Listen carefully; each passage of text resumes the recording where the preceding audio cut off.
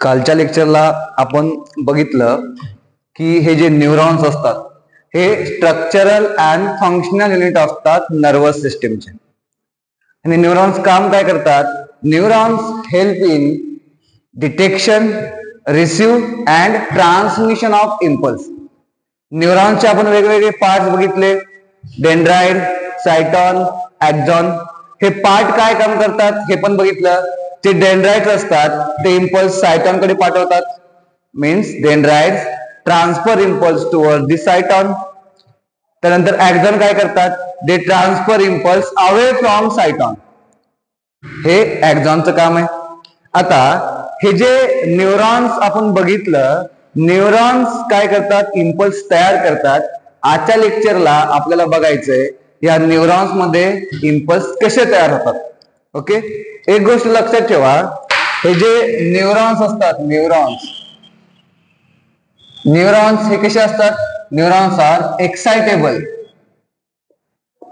Neurons are excitable cells. या कशा cells असतात?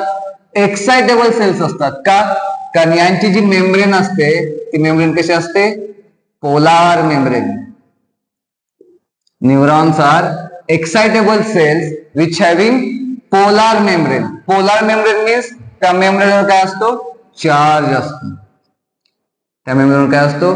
पॉझिटिव्ह आणि निगेटिव्ह चार्ज असतो. म्हणून आपण न्यूरॉन्सला काय म्हणतो? Neurons are excitable cells which having polar membrane. Polar membrane means ज्या मेम्ब्रेनवर काय असतो? चार्ज असतो. ओके, आता न्यूरॉनचा जो 3 पार्ट आपण बघितले, एक डेंड्राइट, दुसरा सायटॉन, तिसरा पार्ट होता ॲक्झॉन. आता आपण या सगळ्या लेक्चर मध्ये ॲक्झॉन बद्दल बोलणार आहे. बघा, आता याला ॲक्झॉन कन्सिडर करा. हा जो ॲक्झॉन असतो, ॲक्झॉन हा काय? ॲक्झॉन आहे. आता न्यूरॉन कशी एक्साइटेबल सेल आहे, ॲक्झॉन पण एक्साइटेबल असेल. त्याची मेम्ब्रेन कशी आहे? पोलार मेम्ब्रेन आहे. म्हणजे त्या मेम्ब्रेनवर काय असतो? चार्ज असतो. त्या मेम्ब्रेनवर काय असतो? चार्ज असतो. आता ही जी ॲक्झॉनची मेम्ब्रेन आहे, ॲक्झॉनची मेम्ब्रेन, त्या मेम्ब्रेनला आपण काय म्हणतो? Axolemma. Axolemma. The membrane of axon is called as axolemma. यामध्ये जे फ्लुइड असेल, fluid present inside the axon, याला काय म्हणायचं? ॲक्झोप्लाझम. काय म्हणायचं या फ्लुइडला? Axoplasm. The membrane of axon is called as axolemma. The fluid present inside the axolemma is called as axoplasm. आणि जसं ॲक्झॉनच्या आत फ्लुइड असतं तसं ॲक्झॉनच्या बाहेर पण एक फ्लुइड आहे, त्याला म्हणायचं ECF. ECF means extra cellular fluid. ॲक्झोलेमाच्या आत जे फ्लुइड आहे त्याला म्हणायचं ॲक्झोप्लाझम. जे बाहेर फ्लुइड आहे त्याला म्हणायचं ECF, एक्स्ट्रा सेल्युलर फ्लुइड. आता ही जी मेम्ब्रेन असते, न्यूरॉनची जी मेम्ब्रेन असते ती कशी असते? पोलार मेम्ब्रेन्स असते. यांच्यावर काय असतात? चार्ज असतात. यांच्यावर काय असतात? चार्ज. तर ही जी ॲक्झोलेमा आहे, या ॲक्झोलेमाला आतून निगेटिव्ह चार्ज असतात आणि बाहेरून पॉझिटिव्ह चार्ज असतात. ॲक्झोलेमाला आतून कोणता चार्ज असतो? निगेटिव्ह चार्ज असतो आणि बाहेरून पॉझिटिव्ह चार्ज असतो. म्हणून आपण काय म्हणतो? ही मेम्ब्रेन कशी आहे? पोलार मेम्ब्रेन आहे which contain charge, positive charge और निगेटिव्ह चार्ज.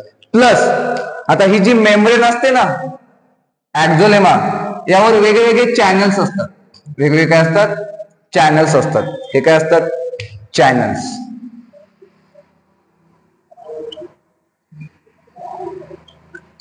यांना काय म्हणू आपण? Ion channels. Ion channels. या ॲक्झोलेमावर वेगवेगळे काय असतात? आयनचे चॅनल्स असतात. आता हे जे आयन चॅनल्स असतात हे सिलेक्टिव्हली परमिएबल असतात.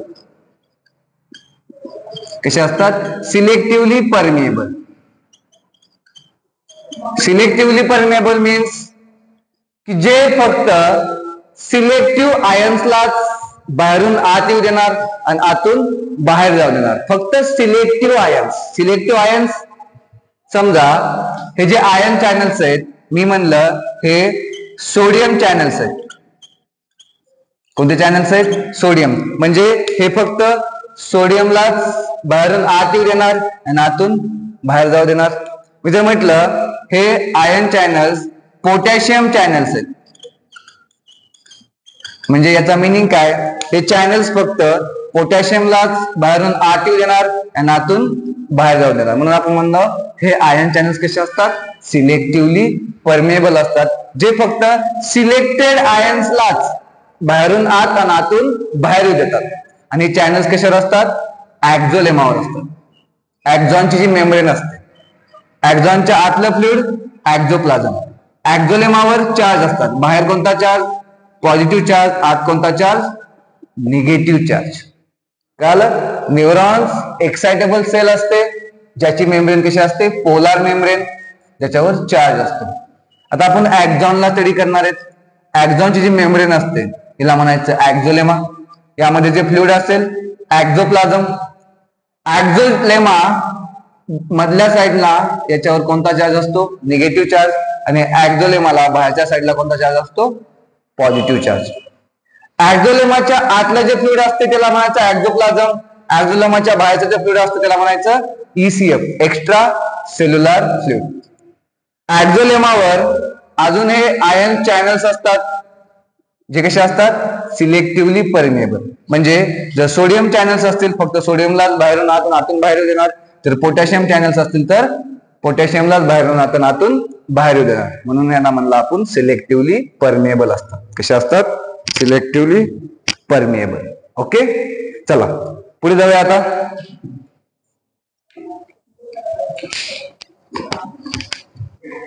आता बघूया न्यूरॉन्स. आता कसं आहे? रिलॅक्स करायला, म्हणजे न्यूरॉन्स मध्ये इम्पल्स कंडक्शन व्हायलंय का?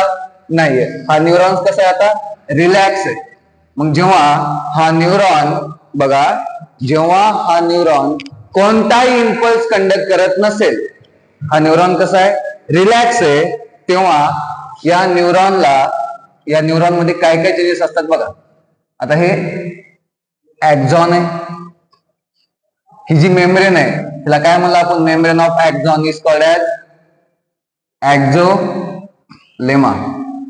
आता ही कोणतं स्टेज? आपण या न्यूरॉनच्या 3 स्टेजेस असतात: पोलरायझेशन, डिपोलरायझेशन अँड रिपोलरायझेशन. ही पहिली स्टेज आहे, ज्याला आपण काय म्हणतो? Polarisation stage. कोणती स्टेज? Polarisation stage. म्हणजे पोलरायझेशन स्टेज म्हणजे जेव्हा न्यूरॉन काय? रिलॅक्स आहे. रिलॅक्स आहे. इम्पल्स कंडक्ट करायला आहे का? No. Does not produce impulse. Does not produce impulse. म्हणजे ही जी पहिली स्टेज आहे तिला म्हणायचं पोलरायझेशन स्टेज, ज्यामध्ये न्यूरॉन कसा आहे? आपला रिलॅक्स आहे, तो कोणताही इम्पल्स प्रोड्यूस करत नाही. तेव्हा काय? न्यूरॉन्स मध्ये काय काय असते बघा. जी ऍक्झॉनची मेम्ब्रेन असते तिला म्हणायचं ऍक्झोलेमा. आत जे फ्लुइड असेल त्याला काय म्हणणार आपण? ऍक्झोप्लाझम. आणि बाहेर जे फ्लुइड असेल ऍक्झोलेमाच्या तिला काय म्हणायचं? Extra cellular fluid. कोणतं फ्लुइड? Extra cellular fluid. आता इन पोलरायझेशन स्टेज ही जी ऍक्झोलेमा आहे, आतल्या साईडनं तिला कोणता चार्ज असतो? दे having negative charge inside. Inside कोणता चार्ज आहे? Negative charge. आउटसाइड कोणता चार्ज आहे? Positive charge. आता ऍक्झोलेमाला आतून निगेटिव्ह चार्ज आहे. कशामुळं? कारण ऍक्झोलेमाच्या आत म्हणजे ऍक्झोप्लाझम मध्ये, ऍक्झोलेमाच्या आत म्हणजे कशामध्ये? ऍक्झोप्लाझम मध्ये काय असते? High amount of potassium. पोटॅशियमची अमाउंट कशी असते? हाय असते. अजून काय असते? High amount of negative charge protein. ऍक्झॉनच्या आत काय काय असते बघा. जेव्हा पोलरायझेशन स्टेज असते, high amount of potassium, high amount of negative charge protein, and अजून काय? Low amount of sodium. Sodium पण असतात पण त्यांची अमाऊंट कशी असते, लो असते. आता बघा पोटॅशियम हाय अमाऊंट मध्ये ऍक्झोलेमाच्या आत म्हणजे ऍक्झोप्लाझम मध्ये, high amount of negative charge protein and low amount of sodium.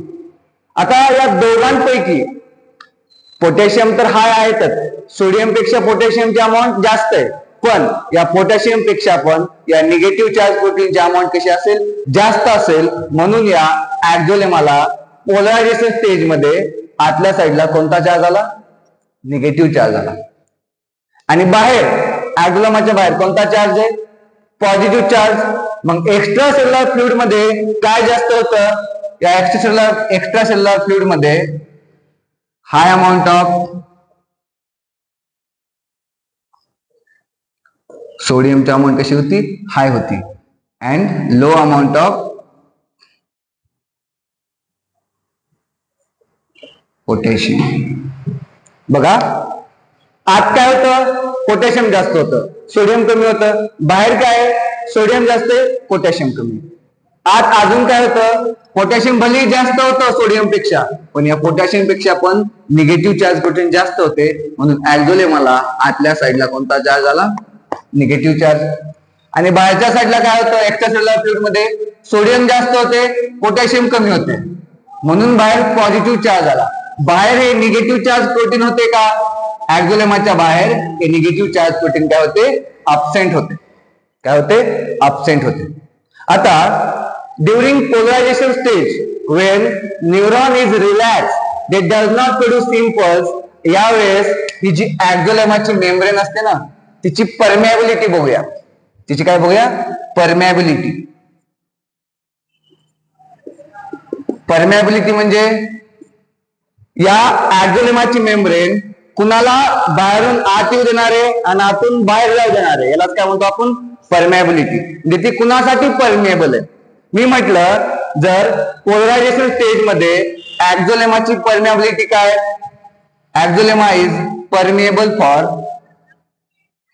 हे एमसीक्यू असतात हा, ऍक्झोलेमा इज परमेबल फॉर पोटॅशियम. म्हणजे पोटॅशियम आतून बाहेर जाऊ शकतात, बाहेरून आत येऊ शकतात, त्याला काय म्हणतो आपण, परमेबिलिटी. ती कुणासाठी परमेबल आहे, फॉर पोटॅशियम. कोणत्या स्टेज मध्ये, पोलरायझेशन स्टेज मध्ये, जेव्हा न्यूरॉन रिलॅक्स असतो, कोणताच इम्पल्स तयार करत नाही. अजून काय, इम्परमेबल, इम्परमेबल फॉर सोडियम. म्हणजे सोडियम साठी कशी आहे, इम्परमेबल आहे. म्हणजे पोलरायझेशन स्टेज मध्ये फक्त पोटॅशियम बाहेरून आत, आतून बाहेर जाऊ शकतात, सोडियम जाऊ शकतात का, नाही, कारण सोडियम साठी कशी आहे, ती इम्परमेबल आहे. अँड अजून काय असते, impermeable for negative charge proteins. Impermeable for negative charge proteins. आता बघा पोलरायझेशन स्टेज मध्ये काय काय, आत निगेटिव्ह चार्ज आहे, बाहेर पॉझिटिव्ह चार्ज. आत पोटॅशियम जास्त आहे, निगेटिव्ह चार्ज प्रोटीन जास्त आहेत, सोडियम कमी आहे. बाहेर सोडियम जास्त आहे, पोटॅशियम कमी आहे, बाहेर पॉझिटिव्ह चार्ज आहे. परमेबिलिटी काय, जेव्हा न्यूरॉन रिलॅक्स असतो, परमेबिलिटी काय असते, permeable for K plus, impermeable for Na plus and impermeable for negative charge protein. म्हणजे सोडियम सारखंच निगेटिव्ह चार्ज प्रोटीन पण बाहेरून आत जाऊ शकतात का, नाही, किंवा आतून बाहेर जाऊ शकतात का, नाही. ओके. आता बघा ही मेम्ब्रेन चार्ज आहे, आतून निगेटिव्ह चार्ज आहे आणि बाहेर पॉझिटिव्ह चार्ज आहे. जर आपण याचं इलेक्ट्रिक पोटेन्शियल डिफरन्स मेजर केलं, या चार्जचं जर इलेक्ट्रिक पोटेन्शियल डिफरन्स मेजर केला आपण, तर हे कसं येईल, निगेटिव्ह येईल. Electric potential difference across polarised membrane. आता ही स्टेज कोणती आहे, पोलरायझेशन स्टेज. जर पोलरायझेशन स्टेज मध्ये जर या ऍक्झोलेमाचं इलेक्ट्रिक पोटेन्शियल डिफरन्स आपण मेजर केलं, बघा परत सांगतो, in polarisation stage electric potential difference जर आपण मेजर केलं ऍक्झोलेमाचं, तर ते कसं असते, निगेटिव्ह येईल. किती निगेटिव्ह असते, -60 मिलीव्होल्ट. कसं असेल, निगेटिव्ह असेल. किती असेल, -60 millivolt. Electric potential difference across resting membrane. Resting म्हणजे रिलॅक्स, रेस्टिंग मेम्ब्रेन म्हणजे रिलॅक्स मेम्ब्रेन. आता ही मेम्ब्रेन इम्पल्स कंडक्ट करायली का? नाही. ही मेम्ब्रेन कशी आहे? रिलॅक्स आहे.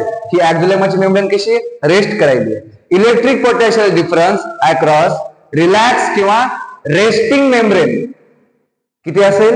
निगेटिव्ह असेल, -60 मिलीव्होल्ट. यात इलेक्ट्रिक पोटेन्शियल डिफरन्सला आपण म्हणतो रेस्टिंग पोटेन्शियल. कोणतं पोटेन्शियल? Resting potential. का रेस्टिंग पोटेन्शियल म्हटलं? कारण बघा, रिलॅक्स करायली, रेस्ट करायली ही मेम्ब्रेन. कोणताच इम्पल्स कंडक्ट करत आहे का? नाही. म्हणून जर या रेस्टिंग मेम्ब्रेनला जर आपण इलेक्ट्रिक पोटेन्शियल मेजर केलं तर किती येईल? निगेटिव्ह येईल, -60 मिलीव्होल्ट. त्यालाच आपण काय म्हणतो? Resting potential. म्हणजे जेव्हा पोलरायझेशन स्टेज असते तेव्हा कोणतं पोटेन्शियल तयार झालं? रेस्टिंग पोटेन्शियल तयार झालं. किती होतं? -60 मिलीव्होल्ट. बघा, पोलरायझेशन स्टेज मध्ये काय काय केलं आपण? म्हणजे हा न्यूरॉन रिलॅक्स करायला. कोणता इम्पल्स कंडक्ट करायला आहे का? नाही. हा न्यूरॉन कसा आहे? रिलॅक्स आहे. परत बघून घ्या, चार्ज कसा आहे, परमिएबिलिटी कशी आहे, हे सगळे एमसीक्यू आहेत. ओके. तर दुसरी स्टेज, पहिली स्टेज काय? पोलरायझेशन स्टेज झाली. आता दुसरी कोणती असते? डीपोलरायझेशन स्टेज. दुसरी कोणती असते? डीपोलरायझेशन stage.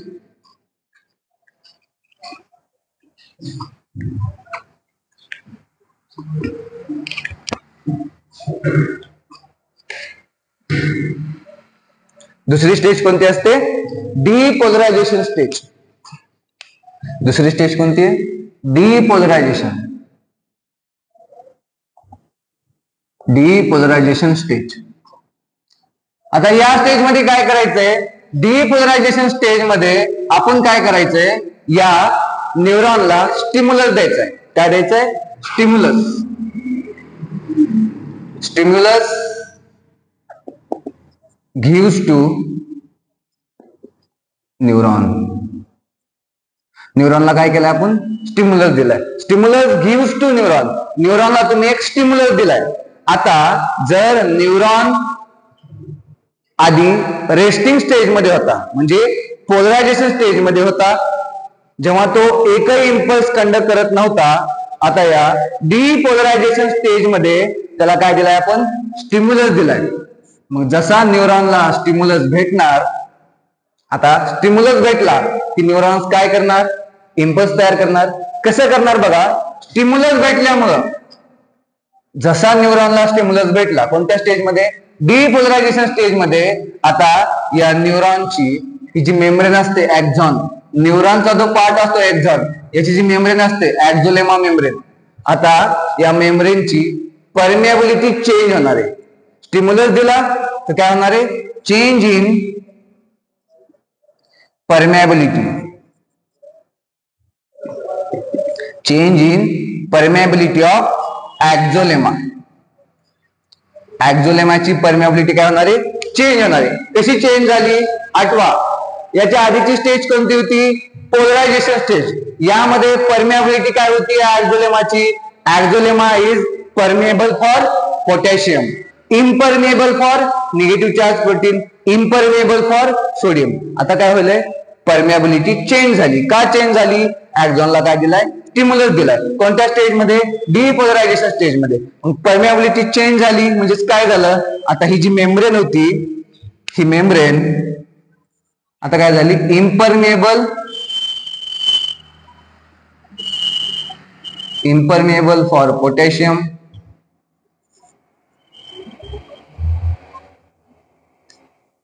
impermeable for negative charge protein,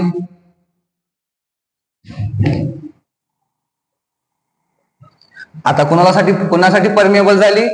permeable for sodium. आता सोडियम साठी काय झाली? परमिएबल झाली. मग जसं ही मेम्ब्रेन, आता बघा बाहेरच्या साईडला कोण जास्त आहेत?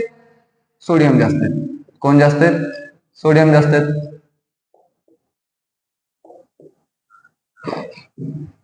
बाहेरच्या साईडला कोण जास्त आहेत? सोडियम जास्त आहेत. आता जसं डीपोलरायझेशन स्टेज मध्ये स्टिम्युलस दिला, मेम्ब्रेनची परमिएबिलिटी चेंज झाली. आता ही मेम्ब्रेन सोडियम साठी काय झाली? परमिएबल झाली. की काय होणार? इथले सोडियमचे चॅनल्स ओपन होणार. इथले सोडियम चॅनल्स काय होणार? ओपन होणार आणि या सोडियम चॅनल्स मधून सोडियम बाहेरून कुठे जाणार, आत जाणार. एक्स्ट्रा सेल्युलर फ्लुइड मधून कुठे जाणार, एक्झोप्लाझम मध्ये जाणार. बाहेरून कुठे जाणार, आत जाणार. आता काय उघडलेत, सोडियम चॅनल्स उघडलेत.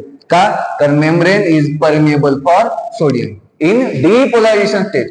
तर सोडियम चॅनल्स उघडलेत, मग काय झाले, बाहेरून सोडियम आत चाललेत. बाहेरून सोडियम कुठे चाललेत, आत चाललेत. मग मला सांगा, आधी मधात काय जास्त होते, पोटॅशियम जास्त होते, आणि काय कमी होते, सोडियम कमी होते. आता डिपोलरायझेशन स्टेज मध्ये आता काय झालंय, सोडियम चॅनल्स ओपन झालेत आणि बाहेरून सोडियम आत यायलेत. म्हणजे आत सोडियमची अमाऊंट काय होईल, वाढायली. सोडियमची अमाऊंट काय होईल, वाढायली. मग सोडियमची अमाऊंट आत वाढायली, तर आत कोणता चार्ज वाढत असेल, तर आत हळूहळू पॉझिटिव्ह चार्ज वाढायला. आत कोणता चार्ज वाढायला, पॉझिटिव्ह चार्ज वाढायला. मग बाहेर सोडियमची अमाऊंट कमी व्हायली, मग बाहेर कोणता चार्ज वाढत असेल, बाहेर निगेटिव्ह चार्ज वाढायला. बाहेर कोणता चार्ज वाढायला, निगेटिव्ह चार्ज वाढायला.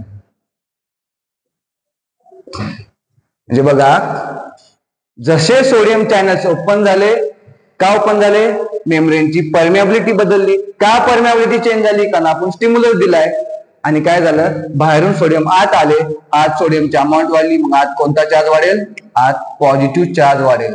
मग बाहेर सोडियमची अमाऊंट कमी होईल, कोणता चार्ज कमी होईल, बाहेर बाहेर पॉझिटिव्ह चार्ज कमी होईल, आणि कोणता चार्ज वाढेल, निगेटिव्ह चार्ज वाढेल. म्हणजे बघा, एकदमच चार्ज रिव्हर्स झाले. आधी पोलरायझेशन स्टेज मध्ये आत निगेटिव्ह चार्ज होते, बाहेर पॉझिटिव्ह चार्ज होते, पण आता इथे काय झालंय, आत पॉझिटिव्ह चार्ज आणि बाहेर निगेटिव्ह चार्ज. कोणत्या स्टेज मध्ये, डिपोलरायझेशन स्टेज मध्ये. मग डिपोलरायझेशन स्टेज मध्ये जर आपण या चार्जची जर पोटॅशियल डिफरन्स मेजर केला, the potential difference across depolarised membrane. ही मेम्ब्रेन कशी आहे, आता डिपोलराइज्ड मेम्ब्रेन. या डिपोलराइज्ड मेम्ब्रेनचा जर आपण पोटॅशियल डिफरन्स मेजर केला तर किती येतो, +30 मिलीव्होल्ट. आता प्लस आला, +30 मिलीव्होल्ट. मग या पोटॅशियल डिफरन्सला, the potential difference across depolarised membrane is called as action potential. Is called as action potential. आणि या ऍक्शन पोटेन्शियलला आपण काय म्हणतो, इम्पल्स म्हणतो. म्हणजे आता इथे काय तयार झालाय, ऍक्शन पोटेन्शियल तयार झालाय. म्हणजे काय तयार झालाय, इम्पल्स तयार झालाय इन डिपोलरायझेशन स्टेज. आता इम्पल्स तयार झालाय, आता इम्पल्स पुढे पास होणार, ऍक्झॉन पासून तो ऍक्झॉनच्या टर्मिनल एंडला येणार. ऍक्झॉन पासून कुठे येणार, तो ऍक्झॉनच्या टर्मिनल एंडला येणार. आणि कालच्या लेक्चर मध्ये आपण सिनॅप्स शिकलो. सिनॅप्स मध्ये काय झालं, केमिकल सिनॅप्स मध्ये काय झालं, जेव्हा हा इम्पल्स ऍक्झॉन मध्ये तयार झाला इन डिपोलरायझेशन स्टेज, तो इम्पल्स ऍक्झॉनच्या एंडला आला. तो इम्पल्स ऍक्झॉनच्या एंडला आल्यावर एक कॅल्शियम बाहेरून आत आला, त्याने सिनॅप्टिक वेसिकल्सला हायपर ऍक्टिव्ह केलं. त्या सिनॅप्टिक वेसिकल्स प्री सिनॅप्टिक मेम्ब्रेनला बाइंड झाल्या आणि न्यूरोट्रान्समीटर रिलीज झालं. ते न्यूरोट्रान्समीटर पोस्ट सिनॅप्टिक मेम्ब्रेनवर जे रिसेप्टर्स होते त्याला जाऊन बाइंड झालं. न्यूरोट्रान्समीटर रिसेप्टर कॉम्प्लेक्स तयार झाला आणि दुसऱ्या न्यूरॉन मध्ये काय तयार झाला, इम्पल्स. म्हणजे आता हा इम्पल्स ट्रान्सफर झालाय. आता काय करावं लागेल आपल्याला, तर हे जे आपण चेंजेस केलेत ना, हे परत आपण पहिल्यासारखे करावं लागतील. का, कारण जोपर्यंत डिपोलरायझेशन स्टेज संपत नाही तोपर्यंत पुढची स्टेज येत नाही. त्याच्या पुढची स्टेज कोणती आहे, रिपोलरायझेशन स्टेज. रिपोलरायझेशन स्टेज आली की परत पहिली स्टेज येणार, कोणती, पोलरायझेशन स्टेज. कारण जोपर्यंत पोलरायझेशन स्टेज परत येत नाही तोपर्यंत हा न्यूरॉन दुसरा इम्पल्स बनवत नाही. मग आपल्याला इथंच थांबायचंय का, इम्पल्स पुढे गेलाय, पण आता इथे जे काय आपण चेंजेस केलेत, काय चेंजेस केलेत, बाहेरून आत सोडियमला आणलंय, बाहेर निगेटिव्ह चार्ज केलाय, आत पॉझिटिव्ह चार्ज केलाय. हे चेंजेस आपल्याला पहिल्यासारखे करावं लागतील. काय करावं लागतील, पहिल्यासारखे. मग आता पुढची स्टेज कोणती आहे, रिपोलरायझेशन स्टेज. कोणती स्टेज, रिपोलरायझेशन स्टेज. तर बघूया रिपोलरायझेशन स्टेज मध्ये काय होतंय.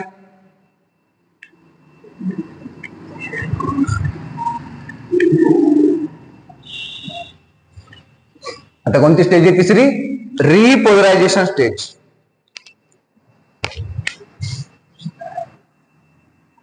रिपोलरायझेशन stage.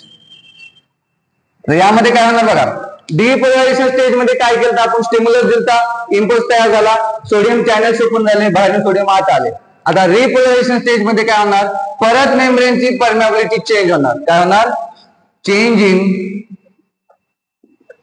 Permeability, change in permeability of membrane. मेम्ब्रेनची परमिएबिलिटी परत चेंज होणार. तर काय चेंज झाले, डिपोलरायझेशन स्टेज मध्ये काय होतं, membranes are impermeable for sodium का potassium. Membrane in depolarisation stage मध्ये ही जी मेम्ब्रेन होती ती कोणासाठी इम्परमेबल होती, this membrane in depolarisation stage. आता ही स्टेज कोणती, रिपोलरायझेशन स्टेज आहे. पण डिपोलरायझेशन स्टेज मध्ये जर बघितलं ही मेम्ब्रेन परमेबल होती फॉर सोडियम, इम्परमेबल होती for potassium and impermeable for negative charge protein. आता इथं परत परमिएबिलिटी चेंज झाली आहे. काय चेंज झाली आहे, आता ही मेम्ब्रेन परमिएबल झाली कोणासाठी, permeable for potassium and impermeable for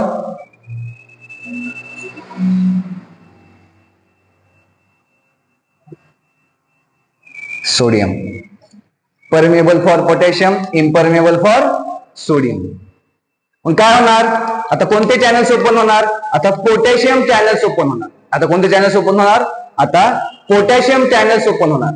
आधी काय झालं, डिपोलरायझेशन स्टेज मध्ये सोडियम चॅनल्स ओपन झाले, सोडियम आत आले. आता कोणते चॅनल्स ओपन होणार, आता पोटॅशियम चॅनल्स ओपन होणार. आता कोणते चॅनल्स ओपन होणार, पोटॅशियम चॅनल्स ओपन होणार. आत काय जास्त आहेत, आत पोटॅशियम जास्त आहेत. आत काय जास्त आहेत, पोटॅशियम जास्त आहेत. मग पोटॅशियम चॅनल्स ओपन होणार तर काय होणार, आतून बाहेर काय जाणार, आता पोटॅशियम जाणार. तर पोटॅशियम आतून बाहेर आले. कोणत्या स्टेज मध्ये, रिपोलरायझेशन स्टेज मध्ये. डिपोलरायझेशन स्टेज मध्ये काय झालं, सोडियम बाहेरून आत आले. रिपोलरायझेशन स्टेज मध्ये आता पोटॅशियम चॅनल्स उघडले आणि पोटॅशियम आतून बाहेर आले. पोटॅशियम आतून बाहेर आले. तरी चार्ज बदलला का, नाही, चार्ज तोच राहिला. म्हणजे अजून चार्ज चेंज झालाय का, नाही. मग आता या 3 स्टेज संपल्या. पोलरायझेशन स्टेज संपली, डिपोलरायझेशन स्टेज संपली, आता ही रिपोलरायझेशन स्टेज आली. तरीही हा चार्ज पहिल्यासारखा झाला का, पहिल्यासारखा म्हणजे पोलरायझेशन स्टेज सारखा. पोलरायझेशन स्टेज मध्ये काय होतं, बाहेर कोणता चार्ज होता, पॉझिटिव्ह, आत कोणता होता, निगेटिव्ह. पण तरीही रिपोलरायझेशन स्टेज झाली तरीही हा चार्ज पहिल्यासारखा झाला का, नाही. मग इथे हा चार्ज पहिल्यासारखा व्हावा यासाठी आपण एक पंप चालू केला. काय चालू केला, पंप. रिपोलरायझेशन स्टेज संपली, आता आपण काय चालू केलाय, एक पंप चालू केला. का, कारण पहिल्यासारखी सिच्युएशन झाली नाहीये म्हणून आपण काय चालू केला, एक पंप चालू केला. काय चालू केला, पंप. कोणता pump, sodium potassium active pump. काय चालू केला, सोडियम पोटॅशियम ऍक्टिव्ह पंप चालू केला. त्या पंप मध्ये काय केलं बघा, बघा आतून बाहेर काय आलेत, पोटॅशियम आलेत. बाहेरून आत काय आलेत, सोडियम आलेत. म्हणजे आत कुणाची अमाऊंट जास्त आहे, सोडियमची. बाहेर कुणाची जास्त आहे, पोटॅशियमची. बघा आता बाहेर कुणाची अमाऊंट जास्त झाली, तर पोटॅशियम हाय झाले, हाय अमाऊंट ऑफ पोटॅशियम. बाहेर आता हाय अमाऊंट ऑफ पोटॅशियम झाले. आत काय झाले, सोडियमचा अमाऊंट वाढायला. आता सोडियम पोटॅशियम पंप लावला. काय केलं सोडियम पोटॅशियम पंप लावून, बघा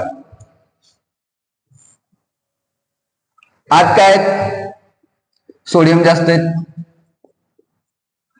आत काय जास्त झाले, सोडियम जास्त झाले. बाहेर काय जास्त झाले, बाहेर पोटॅशियम जास्त आहेत. आपल्याला काय करायचंय, आत पोटॅशियम जास्त करायचे आणि बाहेर सोडियम जास्त करायचे. आत काय जास्त करायचे, पोटॅशियम जास्त करायचे आणि बाहेर सोडियम पोटॅशियम पंप.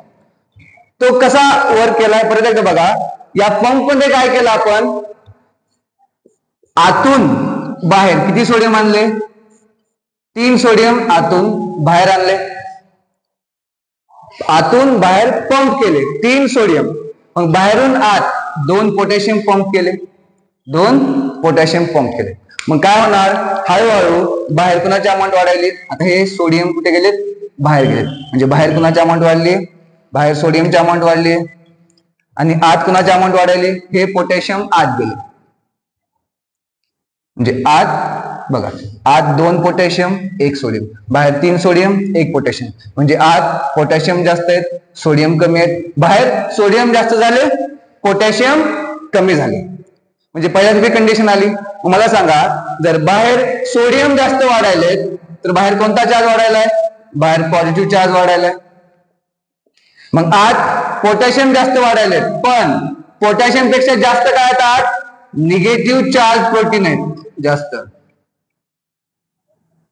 मग आत कोणता चार्ज वाढायलाय, आत निगेटिव्ह चार्ज वाढायला. बघा झालं पहिल्यासारखी कंडिशन आली. पोलरायझेशन स्टेज आपण काय केलं, 3 स्टेज कंप्लीट केला, पोलरायझेशन, डिपोलरायझेशन, रिपोलरायझेशन. पण रिपोलरायझेशन स्टेज पासून परत पोलरायझेशन स्टेज आणण्यासाठी बघा, रिपोलरायझेशन स्टेज पासून परत पोलरायझेशन स्टेज आणण्यासाठी आपण काय केला, सोडियम पोटॅशियम ऍक्टिव्ह पंप केला. या पंप मध्ये काय केलं, समजा हे ऍक्झोलेम, या पंप मध्ये काय केलं, हे ऍक्झोप्लाझम आणि हे काय, एक्स्ट्रा सेल्युलर फ्लुइड. आता आतून बाहेर किती सोडियम पंप केले, ऍक्झोप्लाझम मधून एक्स्ट्रा सेल्युलर फ्लुइड मध्ये 3 सोडियम पंप केले, आणि बाहेरून आत किती पोटॅशियम पंप केले, 2 पोटॅशियम पंप केले. 3 सोडियम 2 पोटॅशियम, हा असा ऍक्टिव्ह पंप आपण हे केलाय, लावलाय. मग बाहेर 3 सोडियम जास्त व्हायलेत आणि आत पोटॅशियम वाढायले, बाहेर सोडियम वाढायले, आत पोटॅशियम वाढायले. म्हणजे बाहेर हळूहळू पॉझिटिव्ह चार्ज येईल आणि आत हळूहळू निगेटिव्ह चार्ज येईल. ओके, आता हे कसं, जर तुम्हाला हे समजून घ्यायचं असेल अजून जास्त, तर एक पेज घ्या, त्या पेजचे 4 पार्ट करा. एका पोलरायझेशन लिहा, डिपोलरायझेशन लिहा, रिपोलरायझेशन लिहा आणि ऍक्टिव्ह पंप लिहा, म्हणजे तुम्हाला कंबाइनली समजून जाईल. ओके, असं न्यूरॉनने इम्पल्स तयार केला. फक्त काय केलंय, मेम्ब्रेनची परमिएबिलिटी चेंज केली. पहिल्या सुरू पोलरायझेशन स्टेज मध्ये काय परमिएबिलिटी आहे, पोलरायझेशन स्टेज मध्ये परमिएबिलिटी काय होती, permeable for K plus, impermeable for negative charge protein and impermeable for sodium. Depolarisation stage मध्ये काय झालं, आता ही मेम्ब्रेन परमिएबल झाली for sodium, impermeable for potassium. Repolarisation stage मध्ये काय झालं, परमिएबल फॉर पोटॅशियम. अँड जो पंप लावला आपण सोडियम पोटॅशियम ऍक्टिव्ह पंप, त्यामध्ये काय केलं, आतून 3 सोडियम बाहेर ढकलले आणि बाहेरून 2 पोटॅशियम आत ढकलले, आणि परत पहिल्यासारखी स्टेज आली, पोलरायझेशन स्टेज आहे परत पहिल्यासारखी.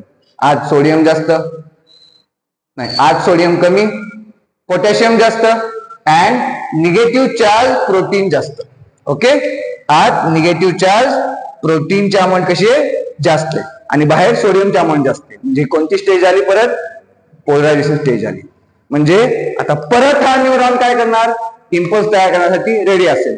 परत पोलरायझेशन स्टेज आली, परत डिपोलरायझेशन स्टेज येणार, परत मेम्ब्रेनची परमिएबिलिटी काय होणार, चेंज होणार. असं रिपीटेड ही सिक्वेन्स होणार आहे. पोलरायझेशन, डिपोलरायझेशन, रिपोलरायझेशन, ऍक्टिव्ह पंप, परत पोलरायझेशन, परत डिपोलरायझेशन, रिपोलरायझेशन, परत ऍक्टिव्ह पंप. एमसीक्यू काय असतात, ऍक्टिव्ह पंप मधून आपण आतून बाहेर किती सोडियम पंप केले, 3, आणि बाहेरून आत 2 पोटॅशियम पंप.